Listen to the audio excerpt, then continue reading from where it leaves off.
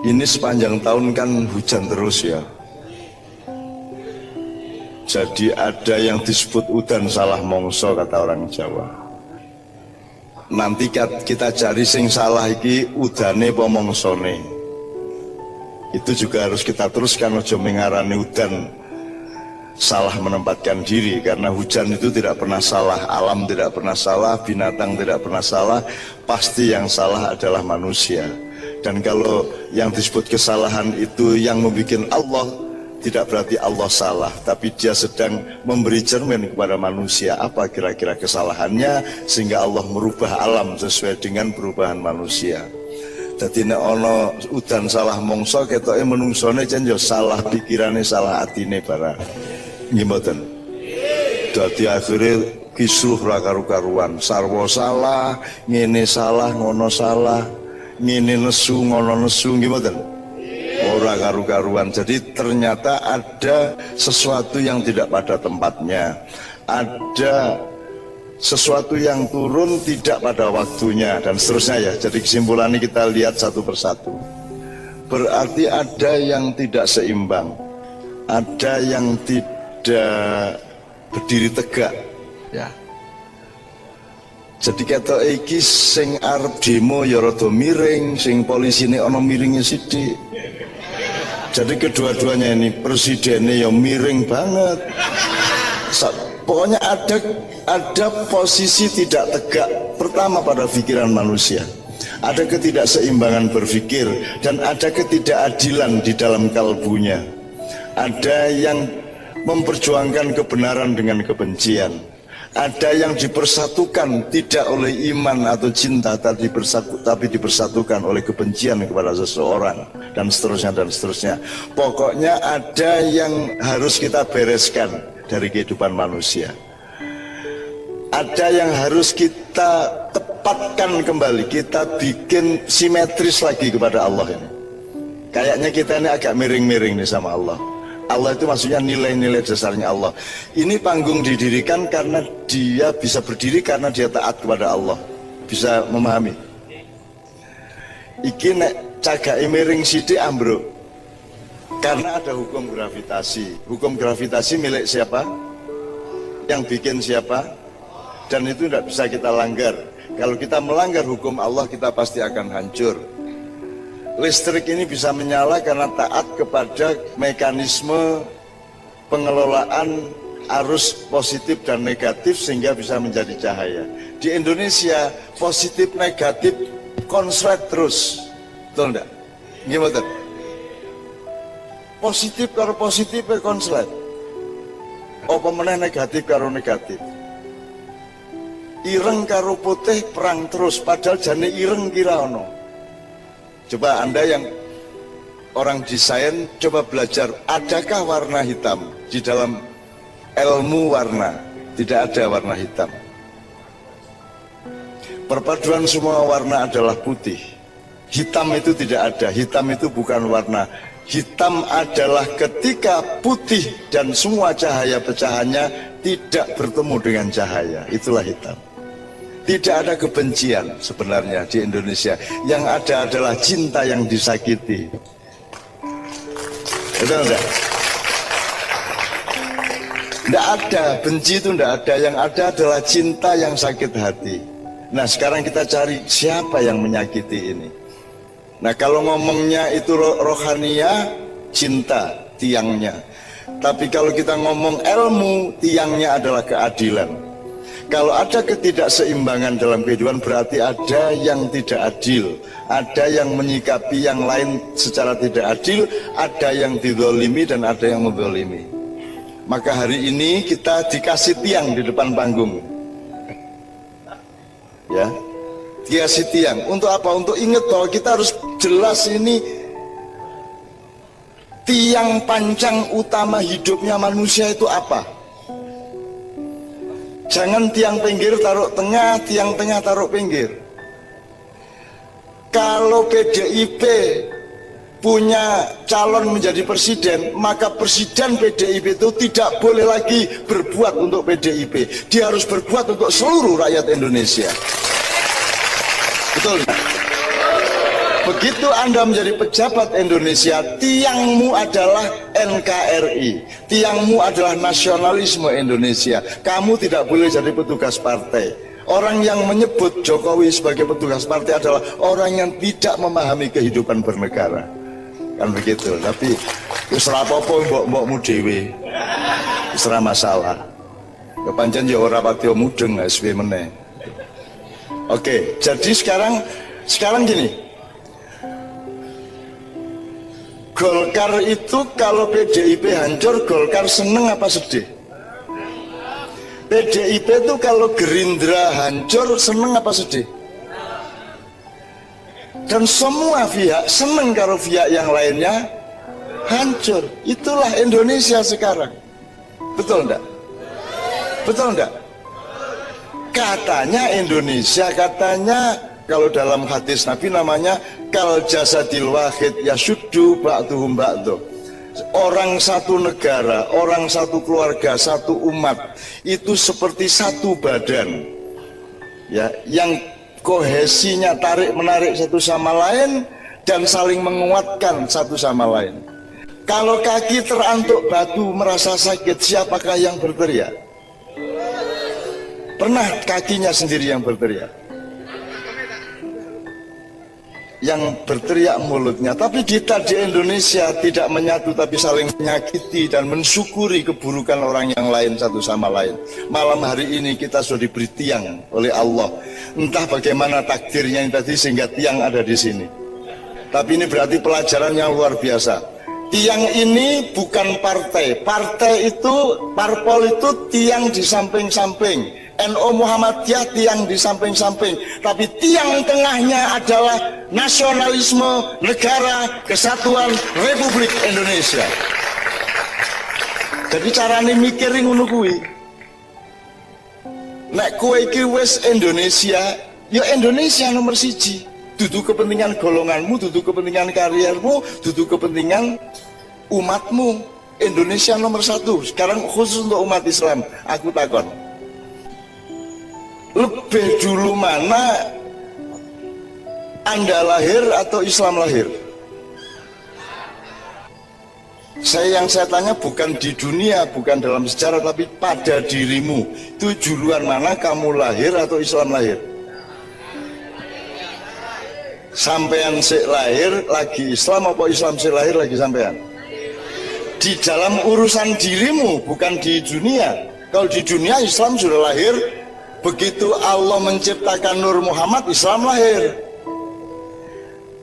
Yes, gini, caranya ben gue ngerti wis po durung ngene. Nyun sewu Pak nyilih iki ya. Iki apa kira? Botol berisi air. Oke. Sing ngarani iki botol berisi air iki apamu?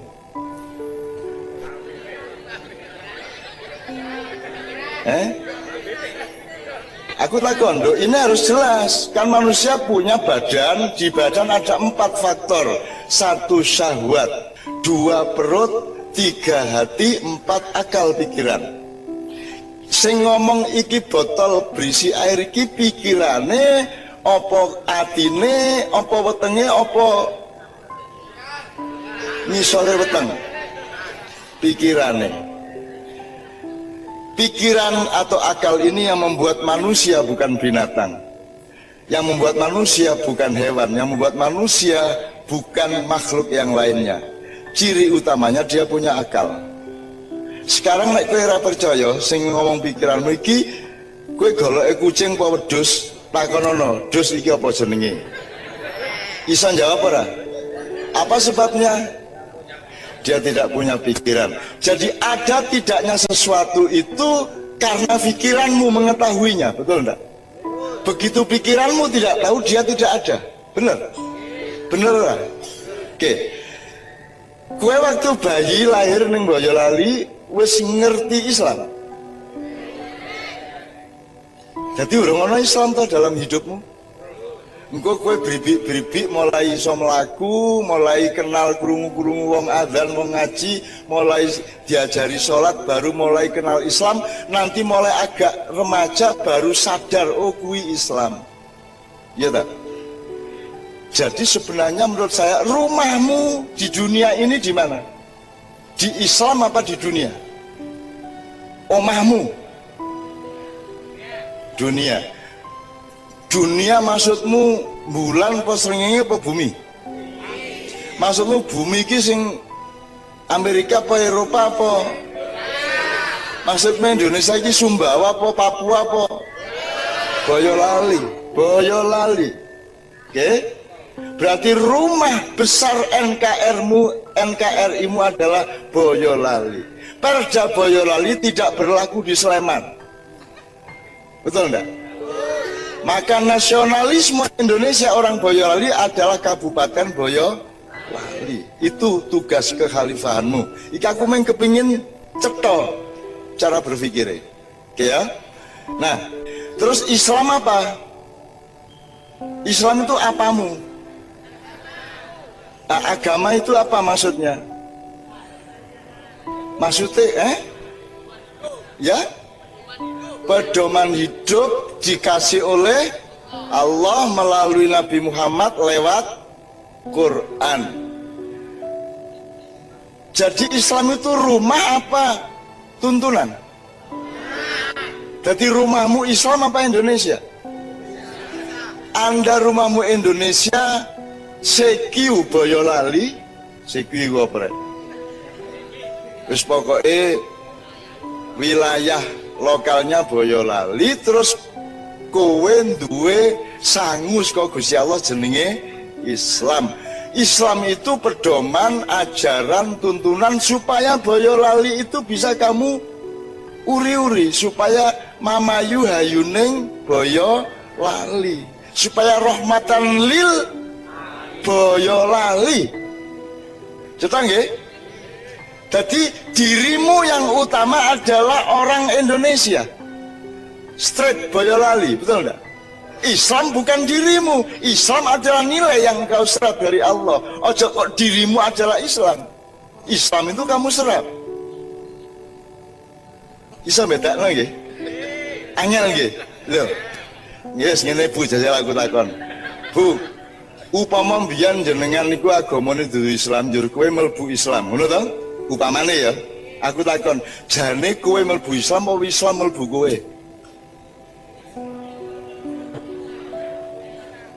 Kowe mlebu Islam apa Islam mlebu kowe?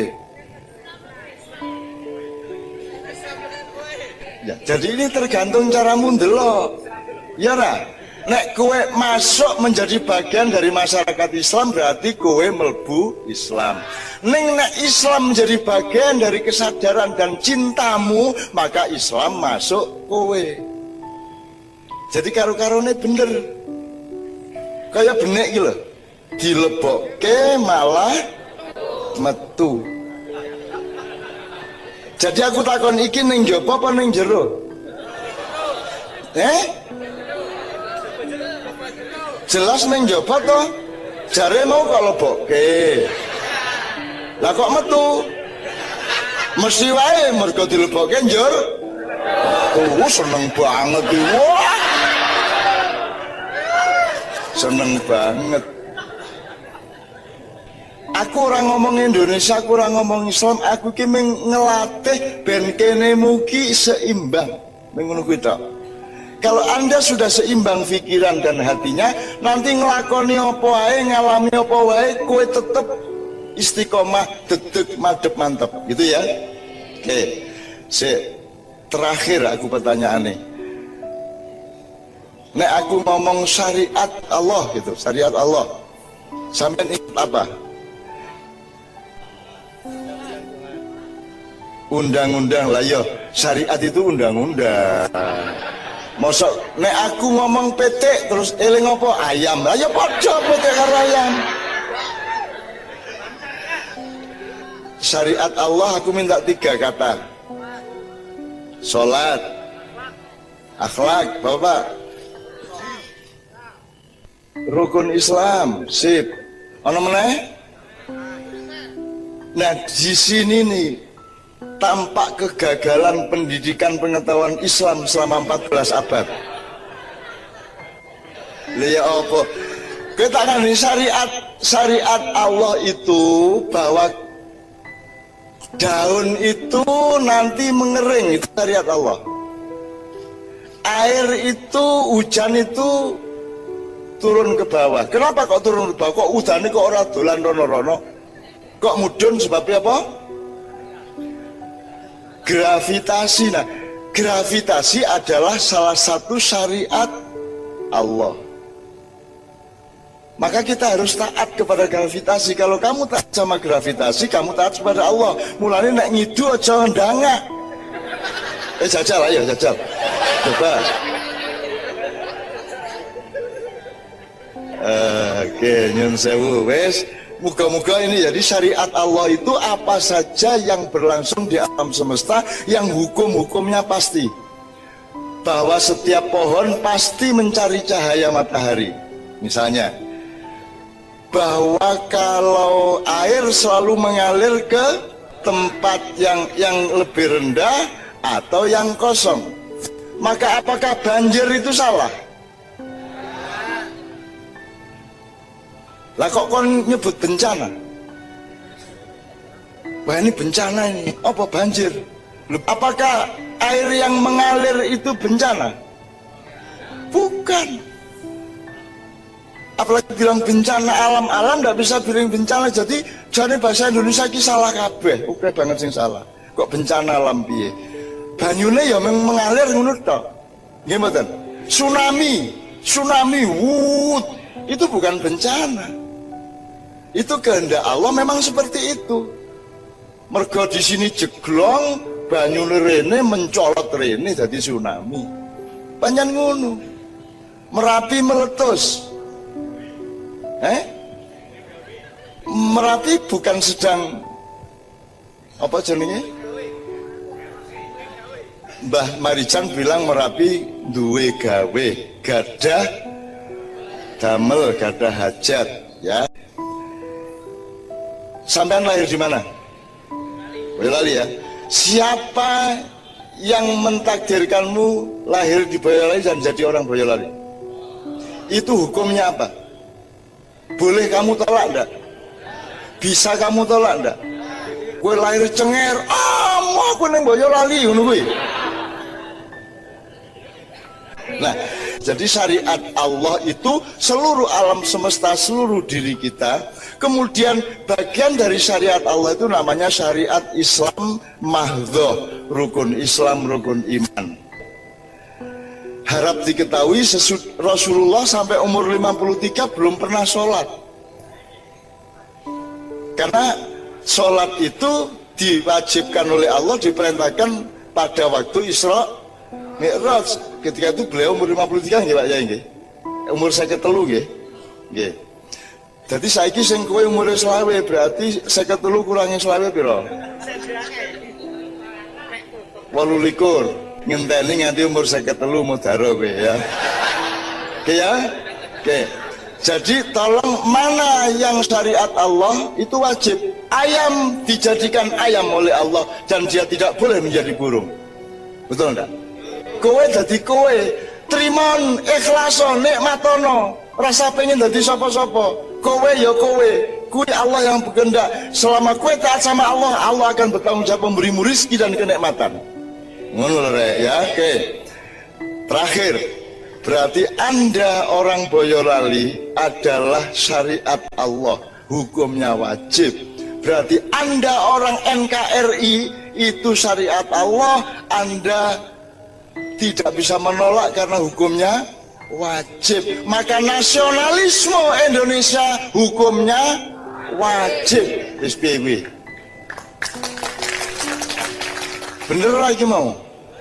Oke, jadi sekarang kita mau ngomong 4 November, 2 Desember, mau ngomong apa saja, tetap rumahmu adalah NKRI. Dan Anda harus menjaga ketenangan NKRI, menjaga ketenangan Boyolali, kerukunan Boyolali. Salah satu metode supaya rukun dan tentram adalah tepo. Itu salah satu cara saja. Sekarang gini, gue arep pegatan ya arep pegatan ngerasa ngetagi bojomu. Upamane ngono ya. Jadi misalnya kembalikan UUD 45 ke aslinya. Ini kan sudah diamandemen mulai tahun 2002. Dan sekarang ini ada 171 undang-undang yang bertentangan dengan UUD 45. Dan kita berada di dalam masa yang akan sangat berbahaya di masa yang akan datang kalau kita tidak menegakkan lagi tiang pancang NKRI, kedaulatan kita jamin, dan tidak boleh ada siapapun yang mengganggu kedaulatan, termasuk orang-orang dari luar yang secara liar masuk ke Indonesia, bekerja di sini, sementara bocah-bocah dewe bar di PHK burung untuk penggawean meneh. Betul enggak? Wong kowe kangelan golek penggawean kok malah blang mlebu rene, itu juga masalah. Saya tidak mempersoalkan, tidak mengajak Anda mempersoalkan itu. Saya cuma berpesan, salah satu tepo selironya adalah supaya pemerintah Boyolali dengan rakyat tetap kompak, maka tolong di-recheck semua keadaan rakyat di Boyolali. Pastikan tanahmu adalah tanah orang Boyolali. Pastikan bahwa kedaulatanmu adalah kedaulatan Boyolali. Pastikan kerjanya teman-teman semua di Boyolali terjamin satu sama lain. Kalau ada kesenjangan cepat diisi supaya tidak terlalu tidak seimbang, dan seterusnya dan seterusnya.